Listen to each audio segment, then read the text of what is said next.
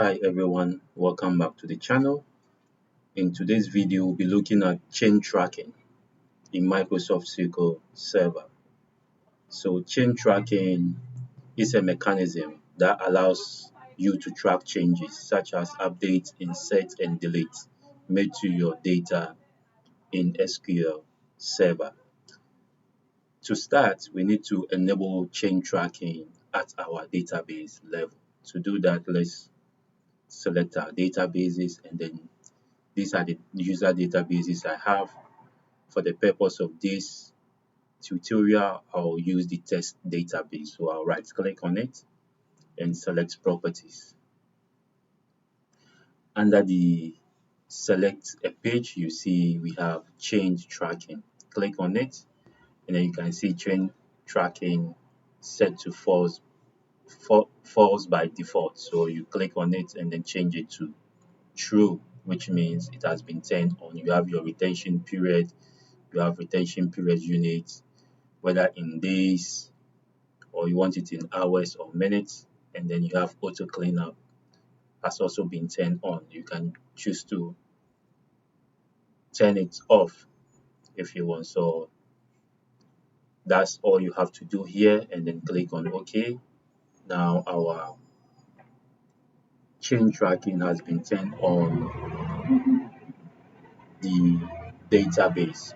Now what we need to do next is to turn chain tracking on our table. To do that, I have a script here. You can also use the graphic user interface. So let's look at our tables. I have this table, person table. I can right click on it, go to properties, and you can see I have chain tracking here. I can change it to true, which is on. I'll use the script to do that. So this is the script I have. Okay, so I have this table, select star from person, which I'm going to use.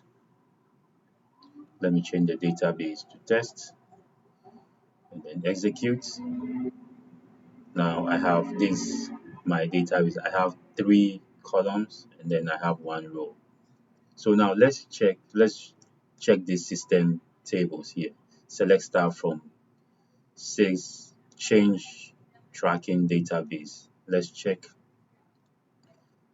Now you can see on our database or on our server, we have 2 databases that have chain tracking turned on. So we have database with ID 7 and then we have database with ID 8. Now to know which database these have the chain tracking turned on, you can run this select statement. So select star from sys.databases. You can run it. It will provide you with a list of databases on your server. So you can see we have our demo DB, which is ID 7, and then we have our test, which is 8. Now let's run it together to see. So here you can see we have database ID 7, we have chain tracking turned on, which is our demo DB, and then we have our test, which is having a database ID of 8. Right, good. Now if you want to check whether a table has chain tracking turned on, you can run this select statement and you'll be able, since we don't have any table that chain tracking has been turned on, we have no data here. Now let's try to turn on our chain tracking on the table person. So alter table person, enable chain tracking with track column updated on. So any column that has been updated, we will be able to track it. Now let's run this. Once we run, you can see cannot enable chain tracking on table person. Chain tracking requires a primary key on the table. So our table person has no primary key. So what we need to do is to set a primary key. Now we can right click on the table, select design, and then I'll set my primary key on ID. So you can see on top here, you can see this key. that set primary key. I'll click on it and then you can see I have this key set over here. So my primary key has been set. Now let's save it and then rerun our script, which is execute again. Now we have it's completed successfully. Right now, since we have change tracking enabled on our table, let's run this script again to see. Now you can see object ID. We have so we can see now our table is being change tracking has been enabled on our table. Okay, so now what I'll do next is to change or edit my table. So add some columns to it. So I'll add a column here, say zip code. So I'll leave it as it is, allow now, and then I'll save it.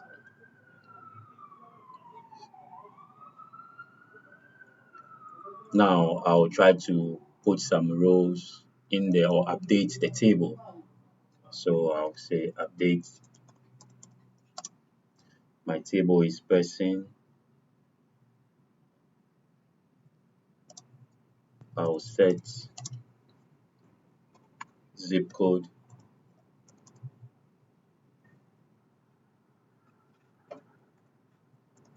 I'll set zip code to 10460. So I'll run this. Now I have one row affected. So let's select star. Okay, so now this is what we have. At this point, now we can run this select change tracking current. Let's see the current version of our change tracking. You can select, you can see it is 1 here. Okay, so now select star from change table. So changes, so we are selecting star from change table, our table. This will enable us to see any changes that has been made to our person table. So here our change version is 1. Let's change it 0 to 1 as city. So let's run this, execute. We don't have any entry here, so we'll change this to 0 to see any change that was made from the start. Click on execute and you can see here I have one change made here, only one change. That's the version is 1.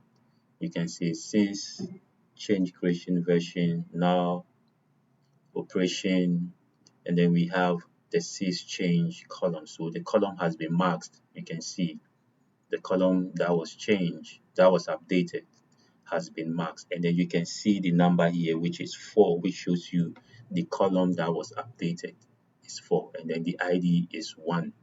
Right, so if I expand my columns here, you can see I have ID, I have name, so 1, 2, 3, 4, and then we executed the update statement on the zip code, which is number 4.